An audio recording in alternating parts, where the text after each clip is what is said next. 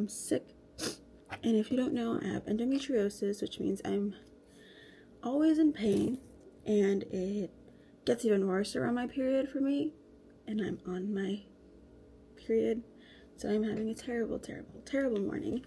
I've always had really bad menstrual cycles ever since I started menstruating, and I would bleed through my pads and I would have to change them way too often. I felt like I would pass out. Sometimes I would pass out, and then I just felt like I was dying, and I would curl up in a ball. Nothing would help. Heating pads wouldn't help. Tea wouldn't help. I tried ibuprofen, I tried Motrin, I tried all these different things. Nothing did it. Nothing helped. I feel like I was trying and aiming for things and nothing would fix me. I knew something was wrong. My mom takes me to the doctor. At this point, I'm a child, okay? So she takes me to the children's hospital and they run some blood tests. They do different ones. They ask me questions. And at first, they're like, oh, that's just how periods are. Like, this is your first period. Like, it's going to be painful. It's normal to have cramps. It's not normal to have painful periods, okay? And I'm like, oh, okay. Like, I'm just being a little baby and I can't handle my period cramps. Like, is this what my life is going to be like for the rest of my life?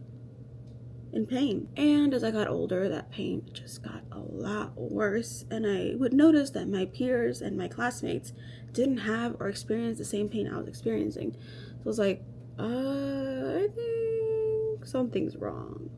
I'm bleeding through my pads. I have clots literally the size of my hand sometimes. I would have to push them out because they were so huge. It was just so uncomfortable. And then I would always feel so embarrassed because I knew I would smell, because you can't go to the restroom every period, every class. The teachers would be like, didn't you go during nutrition? Didn't you go during lunch? Yeah, I did. But I have to go again because my pad is so heavy. Anyway, fast forward to college, I am having the worst time, the worst period cramps. And I decide to go to Planned Parenthood and tell them all my symptoms. I was like, it really hurts. My abdomen hurts all the time. My leg is starting to hurt. My periods are really heavy. And the doctor does some exam and she's like, you have to take this to your OBGYN. Something's wrong. I was like, thank you for confirming something's wrong. Like, I've been saying this my whole life. Now that I'm an adult, people are finally listening to me. And so I go to doctor after doctor who tells me it's normal, take ibuprofen. I didn't mention that I've been on birth control. Like, I got on birth control in the 6th grade because they were like, oh, these hormones will regulate your periods. It will stop the pain. It will stop your period. None of that happened. I had the worst periods. I was still having the worst cramps. I was feeling I was passing out. I was depressed. I was gaining weight. Aside from my hormones from being a teenager and going through puberty, I had hormones from birth control, which I think really messed me up. I had tried the birth control pill. I tried many versions of those. And now that I'm older, I have the IUD inserted. And I only got that because the doctor said, we're not having surgery for your endometriosis until you try the IUD, to prove to me that the IUD is not going to help your endometriosis. I've told you I've been on birth control my entire life, basically my entire life. And you want me to prove to you that birth control is not helping my endometriosis by putting in an IUD? Well, girl, I'm bleeding today. I got lesions and stuff removed. It was a big relief to me because that just confirmed a lot of things. And that I wasn't crazy, and that my pain is real, and that I shouldn't be experiencing it. I don't know if you can tell, but like one shoulder is higher than the other because my endo grew on my spine. So now I have difficulty walking because doctors wouldn't diagnose me properly and didn't diagnose me early enough and didn't do the proper care for me to be able to just like fix the issue first and foremost. And now I have multiple issues. I have leg pain, I have back pain, I have the worst cramps, I'm still bleeding even on birth control. And then the solution is surgery, but even if you remove it, it grows back. There is no cure for endometriosis, and it's not spoken about enough. Because my pain is so debilitating and it makes it literally impossible to live a normal life, I am now an ambulatory wheelchair user. I sometimes use a walker. I sometimes use a cane. It all depends on my mobility and how high my pain is and how much I can tolerate. Because endometriosis, unfortunately, is not considered a disability.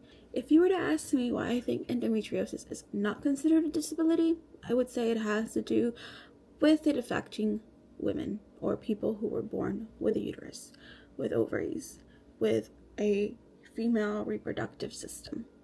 That's it. If this were something that affected men, there'd be not only a solution to it, it'd be considered a disability. There'd be laws, there'd be change, there'd be research. But because it affects women and we aren't seen as important in the United States still, or anywhere, there isn't a solution. There isn't a cure. There isn't anything. We don't even know what causes endometriosis. It just is. And it takes years and years and years to be diagnosed. The only reason it takes so long to be diagnosed is because women are conditioned to believe that period cramps are meant to be painful, that we're meant to be lying on the floor, crawled up in a bed, drinking tea with a hot pad or a hot water bottle, taking a bunch of ibuprofen just because it's normal. And if we go to the doctors about it, they tell us the same thing. They reiterate the same thing that society tells us. Period cramps are normal. It's normal to pass out from your pain. No, it's not. My life shouldn't be impacted by pain every single day. My life shouldn't have to stop or change or pause when I am menstruating.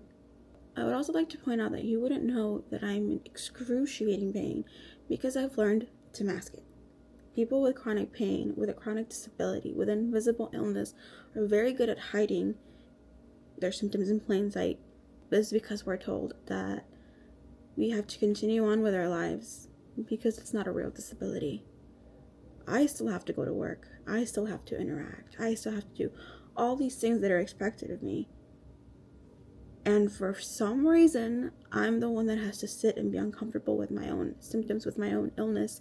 Because if I show a little bit of my pain, a little bit of how I'm feeling, everyone else is uncomfortable. But they can't be uncomfortable. We have to be uncomfortable. Which I think adds to the problem. I feel like if we all showed our pain, people would pay attention. Or maybe they won't. But hiding your symptoms and masking your symptoms actually makes it so much more difficult and makes you feel more exhausted. I feel tired all the time. But you wouldn't know. As someone who knew her diagnosis before the doctors did, and before the doctors believed her, if you think you have endometriosis, if you believe you are experiencing symptoms that align with endometriosis, change your doctor. Go to a new one. Keep advocating for yourself. That's the only way you're going to get a diagnosis. It's the only way people are going to listen to you. Unfortunately, it took me years and years, and doctor after doctor after doctor, to finally be listened to. And some of those doctors were women. Some of those doctors were women, and they dismissed me and told me it was just normal period cramps and to go on birth control and that there's nothing they can do, and they would prescribe me Motrin. Sometimes I would end up in the hospital and they would give me morphine, and I would say, sorry, but the pain is still there. And they would tell me that I was making it up. I'm not making it up. Only you know your pain, only you know your body and how it functions normally and when there's something wrong. Advocate for yourself. Another thing I would suggest is to join support groups. People with illnesses like ours know more about the illness than the doctors themselves. The doctors can study, can do all the work, but we know our illness better than they do. So if you have any questions to ask me, feel free to ask them. I am more than happy and open to answering any questions you have about endometriosis, about my own journey, about any symptoms you have that you think have to do with endometriosis or are concerned you have endometriosis. Just let me know. It can feel very, very, very isolating to be asking for a diagnosis and be dismissed over and over again. It can feel very discouraging when those doctors are women or people with uteruses. Sometimes I feel like I'm behind in life because I can't do a lot of things that my peers can or my family can. And they're the same age, older, and I'm like, I'm 26 years old. I can't go out 2 days in a row. I can't make plans in advance because I don't know if I'm going to be feeling okay. It makes me feel behind, and like I can't accomplish the same things that they accomplish because I'm at a disadvantage with my disability. I call it a disability, even if it's not recognized as one, because it disables me. It affects my life. It affects my way of life. And now if you look at me, you can't tell that I am dying, and that it feels like my insides are being scraped out with a metal spoon covered in barbed wire while my insides are falling out. So, if you have endometriosis, if you suspect you have endometriosis, I am sending you all my love.